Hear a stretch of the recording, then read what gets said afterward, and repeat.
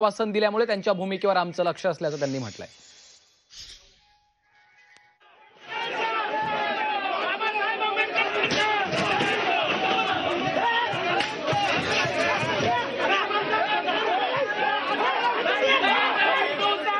आपण ही दृश्य पाहतो आहे,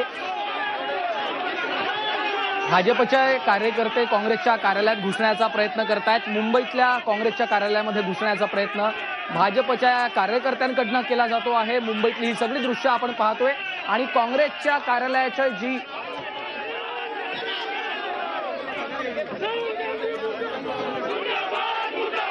दरम्यान ही थेट दृश्य आपण पाहतोय। मुंबईतील काँग्रेसचं हे कार्यालय आहे आणि या मुंबईच्या काँग्रेसच्या कार्यालयामध्ये घुसण्याचा प्रयत्न आता भाजपचे कार्यकर्ते करतायत। या घडीची मोठी बातमी पाहतोय आपण आणि अशा पद्धतीने आता पोलीस देखील त्यांना कुठेतरी अडवण्याचा प्रयत्न करतायत। घडामोडींना या ठिकाणी वेग आलेला आहे।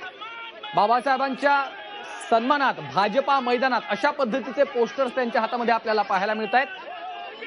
मनोज कुलकर्णी आमचे प्रतिनिधी सध्या आपल्या सोबत आहेत। मनोज, आपण पाहतोय आता मुंबईच्या काँग्रेसच्या कार्यालयामध्ये या ठिकाणी आता भाजपचे कार्यकर्ते घुसताना दिसत आहेत। काय नेमकं घडतंय? अगदी बरोबर आहे।